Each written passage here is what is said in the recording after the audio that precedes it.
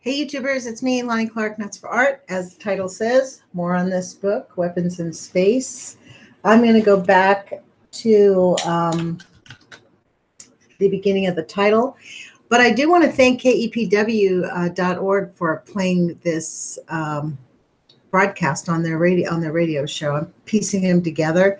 I'm going to make them like 40 or 50 minutes, and they're going to put it all on air. So, and I would suggest that anybody who watches this podcast, you might want to go to KEPW and look for my show, The Age of Fission, the time slot, starting after this next week. I think that's when they're going to be on, because the edited version is actually better than the live version, of course, because you get to take all of my hemming and hawing out. So it's actually like smooth, and there's like it's like 45 minutes. I think it's going to be 45 minutes. The first three, edited it all out. So anyways, let me get to this reading. I'm going to go back to page 29 to the beginning of the thought where we left off. Ironically, it was the U.S. that was originally involved in initiating the Outer Space Treaty, according to Craig Eisendrath, a former U.S. Department official who helped with its creation. Keeping space weapons free was the original intent of the treaty, says Eisendrath. The Soviet Union had launched its Sputnik satellite in 1957, and we sought to de-weaponize space before it got weaponized. A model of the State Department used for its draft of the Outer Space Treaty, says Eisendrath, was the Antarctic Treaty, which bars military deployments and states Antarctica continues forever to be exclusively for peaceful purposes. Right. Tell that to the U.S. military. The Soviet Union and the United Kingdom joined the U.S. in presenting the Outer Space Treaty, and it was adopted in the UN General Assembly in 1966. The Outer Space Treaty has now been ratified or signed by 123 nations. It entered into force in October 1967. Wow. The final wording of the treaty provided that state parties to the treaty undertake not to place in orbit around the Earth any objects carrying nuclear weapons or other such kinds of weapons of mass destruction, install such weapons on celestial bodies, or station such weapons in space in any other manner. The intent of the Outer Space Treaty was to, quote, keep war out of space, unquote, said Eisendrath, who became an educator after working for the State Department is now a senior fellow. That's I think that's an error in the typo, if you ask me. Because why would you put the word to at the end of this? Listen to this. Who became an educator after working for the State Department. To and is now. Like, it doesn't make sense. Bad English. And is now a senior fellow at the Center for International Policy in Washington, D.C.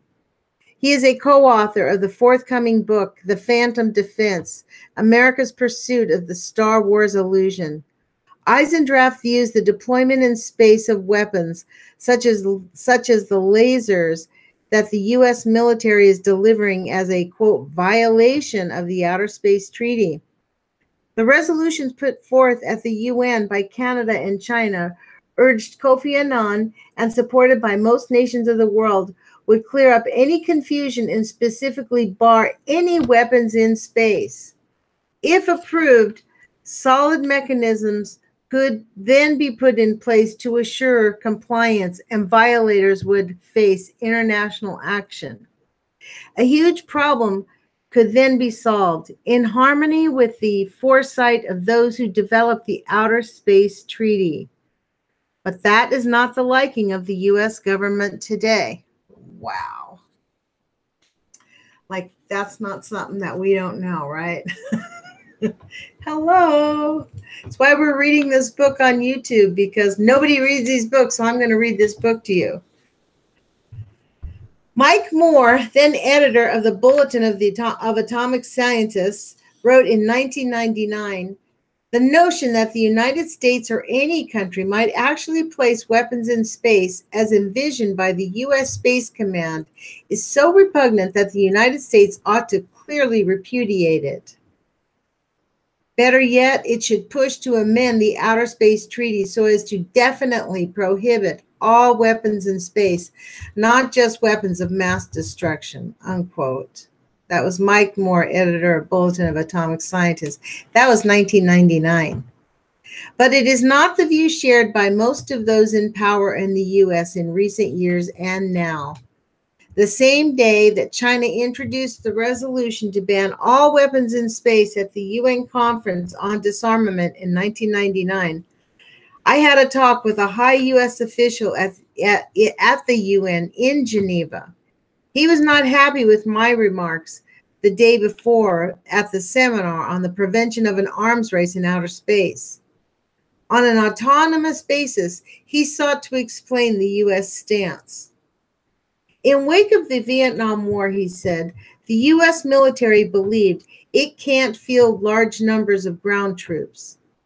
It was done for the Persian Gulf War, he noted, as we stood in front of the U.S. mission to the UN in Geneva. Its entrance area strewn with razor wire fencing and guarded with heavily armed Swiss soldiers. But that took quite a buildup, 9 months and a drum roll. There was strong U.S. public resistance to having U.S. troops fight on the ground. But the U.S. military believes that we can project power from space, said the official, and that is why the U.S. military is moving in this direction. There are profound moral, national, international issues raised by the determination of the U.S. to control space and to dominate the Earth, I noted, remarking that my uncles didn't go to Europe during World War II to fight for that kind of a United States. Meanwhile, I said, I was not naive about the record of U.S. intervention in the affairs of other countries, pointing out that in the 1980s, I wrote a book on U.S. efforts against Nicaragua, and his book is titled Nicaragua, America's New Vietnam. But, I said, the U.S. seeking to control space is way beyond the Monroe Doctrine. Moreover, if the U.S. moved ahead with this, would not other nations respond in an arms race and space follow? The officials replied that the U.S. military has done analysis and determined that China is 30 years behind in competing with U.S. militarily in space, and Russia doesn't have the money. I recounted to him my travels in China, seeing its technological power, and I pointed to its space prowess. How U.S. companies are now using China for launches. If the U.S. moves to control space and from it the Earth to deploy weapons in space, the Chinese will militarize space too, in something like 3, not 30 years, I suggested. And Russia might not have the rubles now, but it's a nation rich in natural resources with enormous space abilities. A huge, potentially catastrophic miscalculation is being made, I said, heading the world towards war in the heavens. We parted in disagreement. Well, thank you, Karl, for arguing the good argument. Later that day, I sat with a group of Chinese diplomats who indicated that if forced to do so, their nation could move into space militarily. We don't want to, said the young Chinese official. Rather, he said China wants to use its resources to educate, house, feed, and provide medical care for her billion people. Echoing the myopic military view, echoing, that's what he's saying. I beg your pardon, you guys. Echoing the myopic military view that the U.S. somehow can have an exclusive military use of space is George Friedman, a defense expert, a co-author with Meredith Friedman in his 1997 book, The Future of War, Power, Technology, and American World Dominance in the 21st Century. Yes, American world dominance in the 21st century. It's a detailed exposition on the proposition that the U.S. can dominate the earth for many years to come through the control of space. Something on my hand. The age of the gun is over. He who controls space controls the battlefield, said Friedman in an interview, arguing that other nations lack the money and or technology to compete with us in the development of space-age weapons. He described China and Russia as passing blips. His book, The Future of War, concludes, just as by the year 1500 it was apparent that the European experience of power would be its domination of the global seas, it does not take much to see that the American experience of power will rest on the domination of space. Just as Europe expanded war and its power to the global oceans, the United States is expanding war and its power into space. Just as Europe shaped the world for half a millennium, so too the United States will shape the world for at least that length of time. For better or worse, America has seized hold of the future of war. U.S. military plans for space will likely involve the use of nuclear power as an energy source for space-based weapons. The weapons the U.S. military is interested in deploying in space, especially lasers, will need large amounts of power, and nuclear energy is seen as that power source. So this is why they won't shut them all down, because they put out the stuff. As, quote, as New World Vista's Airspace Power for the 21st Century, a 1996 U.S. Air Force board report states, the title again of this is this is the title, New World Vista's Air and Space Power for the 21st Century. A 1996 Air Force Board report states, in the next 2 decades, new technologies will allow the fielding of space-based weapons of devastating effectiveness to be used to deliver energy and mass as force projection in tactical and strategic conflict. What does that mean? I'm going to read that again. I'm sorry. My brain did not compute that. In the next 2 decades, new technologies will allow the fielding of space-based weapons of devastating effectiveness to be used to deliver energy and mass, as force projection in tactical and strategic conflict. These advances will enable lasers with reasonable mass and cost to effect very many kills. Wow. This can be done rapidly, continuously, and with surgical precision, minimizing exposure of friendly forces. The technologies exist or can be developed in this time period. Force application by kinetic kill weapons will enable pinpoint strikes on targets anywhere in the world, says the New World Vistas. The equivalent of the Desert Storm strategic air campaign against Iraqi infrastructure would be possible to complete in minutes to hours, essentially, on immediate notice. But there is a problem. Space weapons would require large amounts of energy, and power limitations impose restrictions, thus making space-based weapons relatively unfeasible now. A natural technology to enable high power is nuclear power in space. Setting the emotional issues of nuclear power aside, this technology offers a viable alternative for large amounts of power in space, asserts New World Vistas. Solar power just cannot produce the necessary amount of energy needed for military purposes in space. All solar collection systems in Earth orbit are limited by the solar constant of 1.4 kilowatts per square meter, claims the report. And large powers from solar collectors need large collection areas. Nuclear power contains one of the attractive alternatives in generating large amounts of power in space, says the report, declaring that the Air Force should continue efforts towards making a safe nuclear reactor in space. Wow. Okay, let me see what time it is. Hold on. Oh, gosh. Hold on, you guys. Sorry, I can't see the clock. Okay, so it's 7:18. I guess I've been going on for 20 minutes.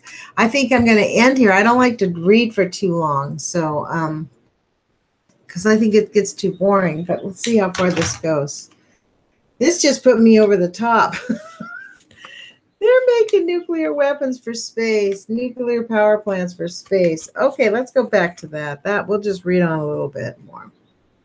Okay, nuclear power remains one of the attractive alternatives for generating large amounts of power in space, says the report, declaring that the Air Force should continue efforts towards making a safe nuclear reactor in space. Impossible, my dear. The 15-volume report was prepared not only by the U.S. military officers, but, according to its appendix, high corporate, civilian, and academic figures, including, for its space technology volume, a Lockheed Martin vice president, NASA astronaut and manager from its Jet Propulsion Laboratory, Ronald Sega, and academics from MIT and Cornell. It was through investigating the use of nuclear power in space that I became aware of military plans to base weapons in space. In 1985, I learned that NASA intended to launch 2 space shuttles in 1986, one of the shuttles being the Challenger, with plutonium-fueled space probes aboard. After reaching orbit, the shuttles would launch the probes into space. After reading about the plan in a Department of Energy publication, Energy Insider, I filed a Freedom of Information Act request with NASA, DOE, and the national laboratories cited by Energy Insider as involved in the missions. Energy Insider said that the government had evaluated the consequences of an accident with the probes on launch, in the atmosphere, or if the probe fell back to Earth. And I asked for this information. It took nearly a year to get it. It was quite an uphill fight, although FOIA requires that the government handle FOIA requests expeditiously. What the government finally advised was that, yes, there could be quite a disaster if the plutonium, considered the most toxic radioactive substance, was dispersed by accident. Oops. But DOE and NASA claimed the chance was very small due to the high reliability inherent in the design of the space shuttle. Right. The likelihood of a catastrophic shuttle accident was put on a 1 in 100,000. On January 28th, 1986, I was on my way to teach my investigative reporting class at the State University of New York, Old Westbury, when I heard over the car radio that the Challenger had blown up. I stopped by an appliance store and saw the horrible image on 100 TV sets, and I thought, what if it was May of 1986? The date of Challenger's next mission, when it was to have on board the Ulysses plutonium-fueled space probe with 24.2 pounds of plutonium. There would have been many more lives lost if the explosion occurred then and plutonium was dispersed far and wide. I began writing articles, then documentaries, and a book. The book title is The Wrong Stuff: The Space Program's Nuclear Threat to Our Planet, on the use of nuclear materials in space devices. In the wake of the Challenger accident, NASA, incidentally, soon changed the odds of a catastrophic shuttle accident from 1 in 100,000 to 1 in 76. We only know real probabilities through empirical evidence. Why use nuclear materials in space devices? For example, Ulysses was to be carried up by the Challenger and sent to orbit the sun. The plutonium on it and other space probes is not used for propulsion, but to generate a small amount of electricity, 250 watts on Ulysses, to power onboard instruments. Why not use solar energy? Why put the entire space program at risk by using nuclear material? Part of the answer to that question was simple. As the informant Deep Throat told reporter Bob Woodward when he investigated the Watergate scandal, follow the money. Who makes money on the use of nuclear devices in space? General Electric, which manufactured the plutonium systems, and in recent years, Lockheed Martin, which took over that division of GE. Both GE and Lockheed Martin, it turns out, long lobbied the government in their plutonium systems in space. Furthermore, the national laboratories involved in developing nuclear systems, such as Los Alamos National Laboratory and Oak Ridge National Laboratory, seek to remain and expand their funding. I'm going to stop here. I think that's been long enough. Let me mark it with a pencil so I'll know where I'm at. Oh, wow. So as I was saying, the edited versions of this is going to be on the KEPW website. It'll just say, I think, the title of the book or something. I'm not really clear how we'll do it, but I want them to put the title of the book so you can find it. And this first one's going to be parts 1 through 3 for here, on here. I have the 3 of them put together. And when you cut out all this little chitter chatter that I like to do on YouTube, because I'm not going to put it on the radio show, it isn't really that long. So anyways, I'm going to end here because I want to go do this book. In 5 minutes, I think I have it scheduled, the Helen Caldecott book. And I'm glad I'm reading Helen Caldecott's book. I'm really glad I'm reading both these books actually right now. The lunacy that we're living in right now is just completely off the charts. Like, people are forgetting that we are living in a nuclear danger. And this plan for 2020, oh my God, that's in action. I can actually see this happening. Like, this is, now it's all like clickety click, I'm getting it. So, wow. Timely. I'm glad I listened to the urgings of my angels to read this book. So I'll talk to you guys later. Ciao. I'm going to be reading her book. I think it starts at 7:30. Bye.